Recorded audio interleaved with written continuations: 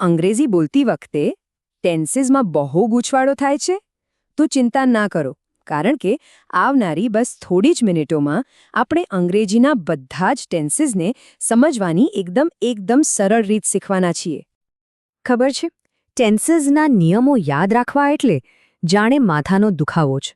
Present, past, future અને પાછા એમાંય સિમ્પલ, કન્ટિન્યુઅસ, પરફેક્ટ. અરે બાપરે, આ બધું કેટલું કન્ફ્યુઝિંગ લાગે છે ખરું ને? પણ જુઓ, આ સમસ્યા ફક્ત કોઈ એકની નથી. લગભગ દરેક શીખનારને આ જ પ્રોબ્લેમ થાય છે. પણ જો એવું કહેવામાં આવે કે આ બધી જ ગૂંચવણને ઉકેલવાનો એક બહુ જ સરળ, એકદમ સિમ્પલ રસ્તો છે તો? હા, એક એવી મેથડ છે જે બધા જ નિયમોને પાણીની જેમ સાફ કરી દેશે. અને એ રસ્તો બીજો કોઈ નહીં પણ આ છે, આપણું મેજિકલ માસ્ટર ટેબલ. વિશ્વાસ કરો, આ એક જ ટેબલ છે ને, એ અંગ્રેજીના બધા ટેન્સીસના તાળા ખોલી નાખશે. જુઓ, આ ટેન્સીસની આખી જે સિસ્ટમ છે ને, એ ફક્ત બે જ વસ્તુઓ પર ચાલે છે: ટાઈમ અને એક્શન, એટલે કે સમય અને ક્રિયા. સમય તો આપણને ખબર જ છે, 3 છે: પ્રેઝન્ટ, પાસ્ટ અને ફ્યુચર. અને એક્શન એટલે કે ક્રિયા, એના 4 અલગ પ્રકાર છે. અને બસ આ જ આપણા ટેબલના પાયાના પથ્થર છે. તો આ રહ્યું આપણા માસ્ટર ટેબલનું માળખું. અત્યારે ભલે ખાલી લાગે, પણ ગભરાશો નહીં. આપણે સાથે મળીને ક્રિયાના 4 પ્રકારોને સમજીશું અને આ ટેબલને ભરતા જઈશું. અને જોજો, જેમ આ ખાના ભરાશે ને, એમ બધો જ કન્ફ્યુઝન દૂર થતો જશે. તો ચલો શરૂ કરીએ. હવે આપણે ક્રિયાના આ 4 અલગ અંદાજને એક પછી એક સમજીએ. આજ તો છે આપણા ટેબલના અસલી બિલ્ડિંગ બ્લોક્સ. તો પહેલો પ્રકાર છે ઇનડેફિનિટ. આને આપણે સિમ્પલ પણ કહીએ છીએ. આનો ઉપયોગ ક્યારે થાય? જ્યારે આપણે કોઈ સામાન્ય સત્ય, કોઈ આદત કે પછી કોઈ સાવ સાદી ક્રિયા વિશે વાત કરતા હોઈએ ત્યારે. ઓકે, તો જુઓ, આપણા ટેબલની પહેલી કોલમ હવે ભરાઈ ગઈ. અને અહીં છે ને એક મસ્ત પેટર્ન છે. નોટિસ કરો કે ત્રણેય કાળમાં વર્બનું પહેલું ફોર્મ એટલે કે V1 જ વપરાય છે. ખાલી હેલ્પિંગ વર્બ બદલાય છે. પ્રેઝન્ટમાં ડુ કે ડઝ, પાસ્ટમાં ડીડ અને ફ્યુચરમાં વિલ કે શેલ. સિમ્પલ. દાખલા તરીકે, આઈ ઈટ મતલબ હું ખાઉં છું. આ જ વાક્ય ભૂતકાળમાં શું બનશે? આઈ એટ એટલે કે મેં ખાધું. અને ભવિષ્યમાં આઈ વિલ ઈટ મતલબ કે હું ખાઈશ. છે ને એકદમ સરળ? ચાલો હવે બીજા પ્રકાર પર જઈએ, કન્ટિન્યુઅસ. આનું તો નામ જ કહી દે છે કે આ શું કરે છે. જે ક્રિયા ચાલુ હોય, ચાલી રહી હોય, એને બતાવે છે. અને આનો એક જ ગોલ્ડન રૂલ છે: વર્બની પાછળ હંમેશા આઈએનજી લાગશે જ. હવે ટેબલમાં જુઓ, આઈએનજી વાળો નિયમ તો ત્રણેય કાળમાં સેમ જ રહે છે. બદલાય છે શું? ફક્ત ટુ બી વર્બનું રૂપ. પ્રેઝન્ટમાં ઇઝ, એમ, આર, પાસ્ટમાં વોઝ, વર અને ફ્યુચરમાં વિલ બી.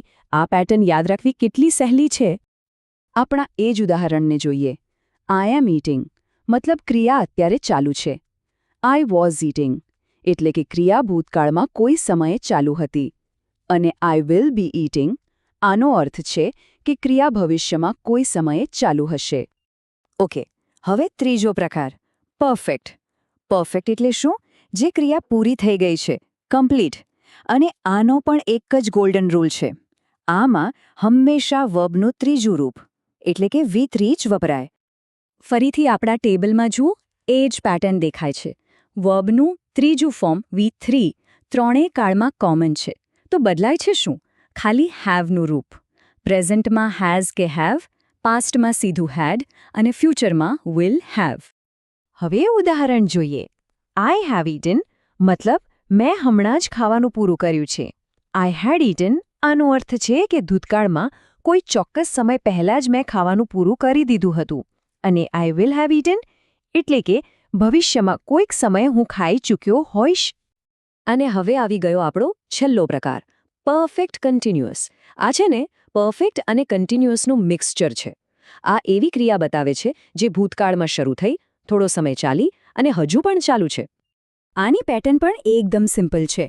બિન અને વર્બ સાથે આઈએનજી તો હંમેશા રહેશે જ. અને પરફેક્ટ ટેન્સની જેમ જ હેઝ, હેવ કે હેડનો ઉપયોગ થશે. તો શું બન્યું? પ્રેઝન્ટમાં હેઝ કે હેવ બીન, પાસ્ટમાં હેડ બીન અને ફ્યુચરમાં વિલ હેવ બીન. અને આની સાથે જ આપણી છેલ્લી કોલમ પણ ભરાઈ ગઈ. આ ટેન્સમાં એક ખાસ વાત છે. સમય બતાવવા માટે સિન્સ અને ફોરનો ઉપયોગ થાય છે. નિયમ બહુ જ સહેલો છે. જો શરૂઆતનો પાક્કો સમય ખબર હોય, જેમ કે સોમવારથી કે પછી 2010થી, તો સિન્સ વાપરવાનું. અને જો ખાલી સમયગાળો બતાવવો હોય, જેમ કે 2 કલાકથી કે 10 મહિનાથી, તો ફોર વાપરવાનું. બસ આટલું જ. તો આપણે ક્રિયાના 4 પ્રકારો સમજી લીધા છે. હવે સમય આવી ગયો છે આપણા આખા માસ્ટર ટેબલને એક સાથે જોવાનો. તૈયાર છો? અને આ રહ્યું આપણું કમ્પ્લીટ માસ્ટર ટેબલ. જુઓ તો ખરા, કેવી રીતે અંગ્રેજીના બધા 12 ટેન્સીસ એક જ સરળ અને લોજિકલ ચાર્ટમાં ફિટ થઈ ગયા છે. હવે કોઈ કન્ફ્યુઝન નહીં, કોઈ ગોખણપટ્ટી કરવાની જરૂર જ નથી. બધા જ નિયમો એકદમ ક્લિયર છે. એક વાત યાદ રાખજો, આ એક જ ટેબલ બધા 12 ટેન્સીસને સમજવાની માસ્ટર કી છે. નિયમો ગોખવાની બિલકુલ જરૂર નથી. બસ આ સિમ્પલ સિસ્ટમને સમજવાની છે. ચાલો, હવે જ્યારે આખી સિસ્ટમ મગજમાં બેસી ગઈ છે, તો એને વાપરીને જોવાનો સમય છે. હંમેશા આ વાત મગજમાં રાખજો. નિયમોને ગોખવાના નથી, સિસ્ટમને સમજવાની છે. એકવાર આ ટેબલનું લોજિક સમજાઈ ગયું ને, પછી ટેન્સીસમાં ક્યારે ભૂલ નહીં પડે. તો ચાલો, મોડું શું કામ કરવું? આ નવી સમજને તરત જ ટેસ્ટ કરીએ. સિમ્પલ પ્રેઝન્ટ ટેન્સનો ઉપયોગ કરીને એક વાક્ય બનાવો અને ફટાફટ નીચે કમેન્ટમાં લખી દો. ચાલો જોઈએ કે આ સિસ્ટમ ખરેખર કેટલી સરળ છે.